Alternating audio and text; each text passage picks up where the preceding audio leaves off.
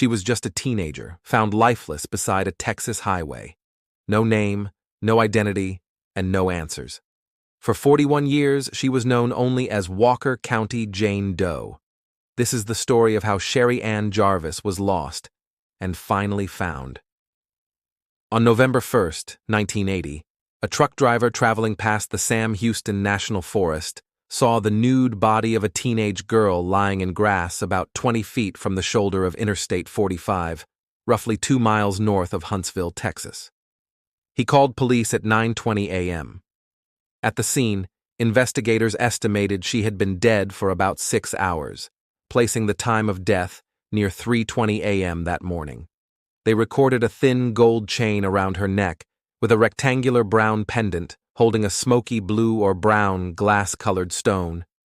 Her ears were pierced, yet no earrings were found on her or nearby. Also recovered were high-heeled red leather sandals with light brown straps, items witnesses would later say she had been seen carrying while alive. No other clothing was found. The location beside a major interstate, the brief interval between death and discovery, and the small set of visible effects formed the initial case record. Photographs and measurements documented the position of the body and the items. The shoulder, the grass line, and access from the roadway were mapped. At this early moment, there was no identification, no confirmed associate, and no known origin or destination for the victim. The facts were concise.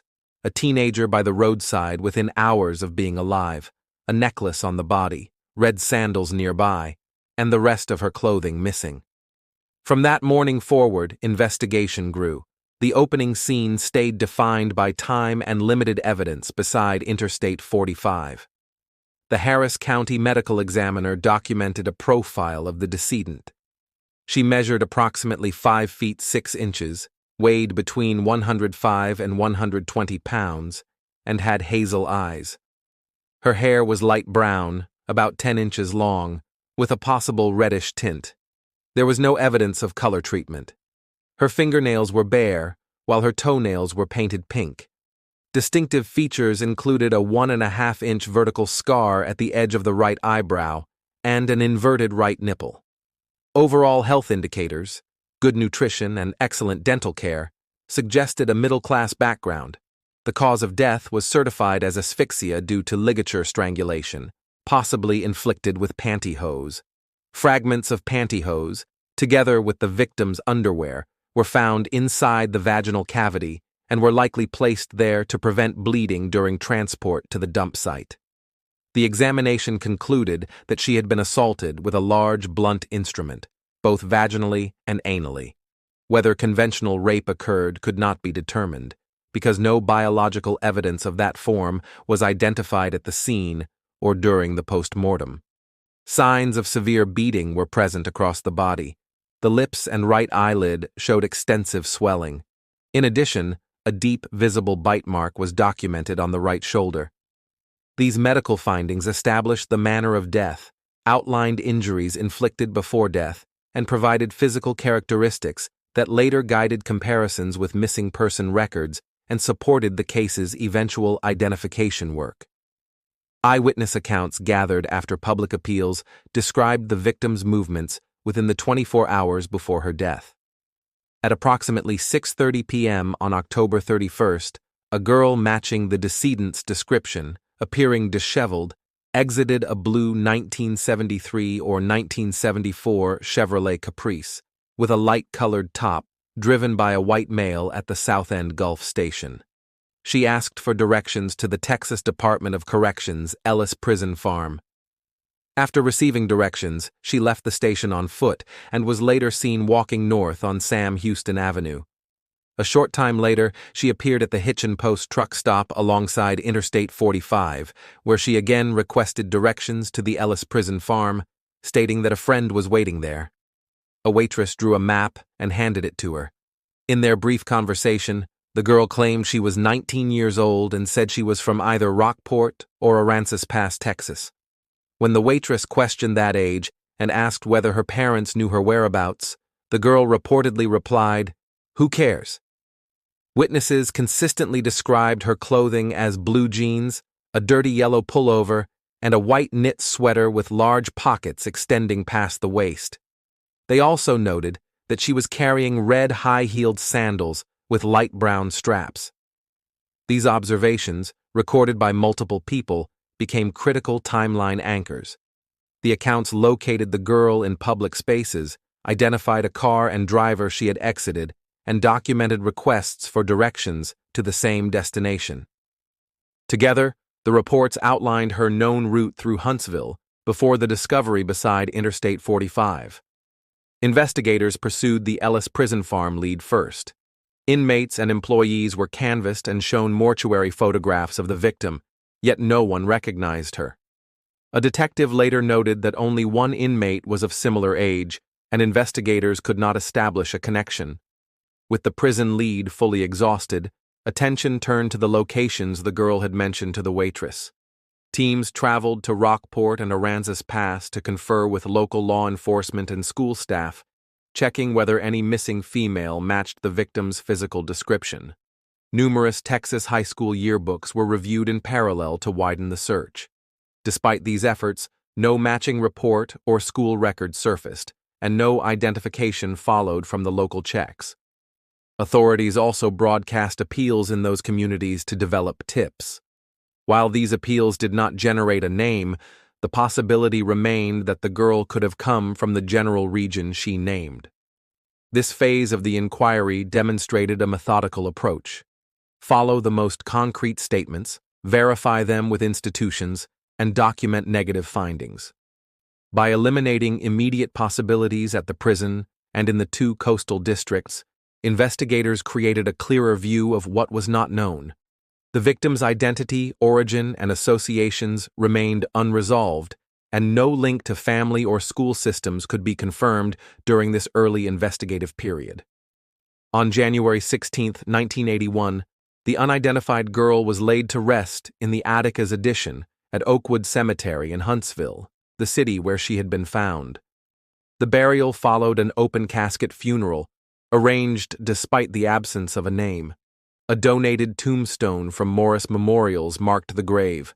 Its inscription read, "Unknown white female. Died November 1, 1980. The service and interment reflected a respectful process undertaken by authorities and community members who recognized the dignity owed even without identification. For decades afterward, visitors continued to acknowledge the grave under that simple marker, while investigators maintained the case file and pursued new avenues as techniques evolved. This moment underscores 2 parallel truths: the human effort to honor a life and the investigative reality that the name remained missing. Only much later, after advances in forensic methods yielded an identification, would a new marker be placed. That replacement headstone bears the victim's name and nickname, a photograph, and the inscription, "Never alone and loved by many." The earlier stone's sparse language captured the uncertainty of the era. The later stone captures resolution regarding identity, while the investigation into the homicide itself remains active. Through both, the case retained a fixed point in Huntsville, ground where respect and unanswered questions coexisted for years. In 1999, nearly 2 decades after the discovery, the victim's remains were exhumed for a second forensic examination. The purpose was twofold: to obtain DNA suitable for comparison and to revisit age estimation using updated methods. From this re-examination, investigators refined the likely age range to 14 to 18 years and noted the most probable span as approximately 14.5 to 16.5 years. Although the work did not immediately produce an identification, it generated biological samples and refreshed measurements that could be used in future analyses. The case designation as Walker County Jane Doe continued, reflecting the absence of a confirmed name. The decision to exhume demonstrated a willingness to apply then-current capabilities to a difficult cold case, preserving options for later techniques that might not yet exist. This step also ensured that critical materials would be retained under improved conditions for testing and comparison. By documenting the refined profile and banking DNA, The investigation positioned itself for eventual progress. The exhumation did not close open questions about identity or perpetrator, but it did narrow age, secure samples, and create a bridge from the procedures of the 1980s to the analytical possibilities that would emerge in the decades ahead. Those choices later proved strategically important. In November 2015, the Walker County Sheriff's Office officially reopened the case, initiating a renewed cycle of laboratory work and outreach. Among the steps taken, DNA testing was conducted on the red high-heeled sandals recovered at the scene, though the results have not been disclosed. Investigators also broadened monitoring of missing person reports to identify possible matches and coordinated with news outlets to share case details with a larger audience. Online platforms were used to circulate images, reconstructions, and known facts in hopes of generating recognizable leads. Public responses produced interest, but did not yield an identification. 1990, forensic and portrait artist Karen T. Taylor produced a post-mortem drawing that incorporated an estimation of the necklace. Taylor later explained that creating an accurate frontal depiction was difficult because the only available frontal photograph had been taken after reconstructive cosmetic treatment for the open casket funeral. She also noted that a scaled photograph of the necklace was not provided, requiring her to estimate its size. An investigator at the Walker County Sheriff's Office produced a separate facial rendering. Within the decade prior to identification, the National Center for Missing and Exploited Children released 2 further reconstructions of how the victim may have appeared in life. One published in 2012 and another shortly after the 35th anniversary of the murder. Each image was derived from mortuary photographs and intended to prompt recognition among viewers who might connect the face with a name. The reconstructions were circulated alongside case facts through media and online channels, yet no match emerged at the time. These efforts demonstrated the value and limits of forensic illustration when source imagery is constrained. The work kept attention on the case and provided updated reference points for comparisons even as identification remained out of reach. Public memory remained engaged through these visual prompts. A breakthrough came with the application of forensic genetic genealogy. In 2020, the Walker County Sheriff's Office partnered with Othram Inc. to attempt an identification using genealogical analysis of DNA. Initial attempts to extract usable genetic material from the remains were unsuccessful. However, testing of preserved tissue samples yielded usable DNA, allowing creation of a genetic profile and the construction of a family tree. Through this process, living relatives were identified. DNA swabs from those relatives confirmed a match to the unidentified victim. On November 9, 2021, officials publicly announced that Walker County Jane Doe was 14-year-old Sherri Ann Jarvis, who had run away from Stillwater, Minnesota in 1980. Her identity had been shared earlier, in late September 2021, by forensic artist Carl Koppelman, with public release delayed to allow time for private family notification and grieving. Context provided at the announcement described Jarvis as known to friends as Tati. She had been removed from her home and placed under state custody at age 13 due to habitual truancy, and she ran away shortly after turning 14. Her final contact with family was a letter written to her mother from Denver in August 1980, expressing frustration with custody while stating an intention to eventually return home. The family's statement thanked those who had worked to identify her and those who had visited her grave while she remained unknown. After identification, a new headstone bearing her name, nickname, and photograph was placed, with the inscription, "Never alone and loved by many." The successful identification closed one central question while leaving the homicide investigation open, now informed by a confirmed name, a documented origin, and preserved DNA capable of supporting additional inquiries. Investigative avenues expanded accordingly as records could be revisited precisely. The investigation into Sherri Ann Jarvis's murder remains ongoing, and authorities have stated that her identification has provided positive leads under pursuit. Documented hypotheses are considerations rather than conclusions.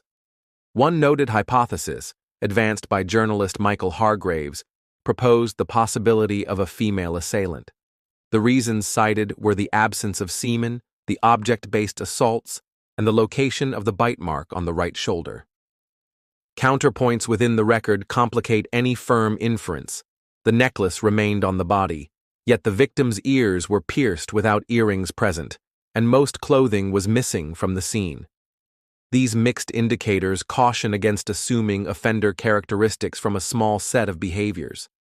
Investigators have also examined potential links to other murders. Among them is the case of Deborah Orange Socks Jackson and the historical mention of Henry Lee Lucas as a possible suspect, although the bite mark observed in Jarvis's case was inconsistent with Lucas's dentition. In 2017, a theory proposed that Jarvis might have been killed by the same perpetrator responsible for 3 other females in 1980, whose bodies were found along Interstate 45. All were strangled, and some exhibited similar injury characteristics. Descriptions for 2 of those victims were documented in the background material. No prime suspect has been publicly named. The status is a case open to evaluation of tips, comparative casework, and laboratory reanalysis as techniques evolve. The established facts guide inquiry, while hypotheses are maintained as working frames subject to revision when evidence dictates. Continuing work includes assessing timeline overlaps, reviewing archived submissions, and coordinating with regional partners. As new methods mature, retained materials can be revisited for probative value, and prior comparisons can be repeated under improved protocols to test earlier assumptions.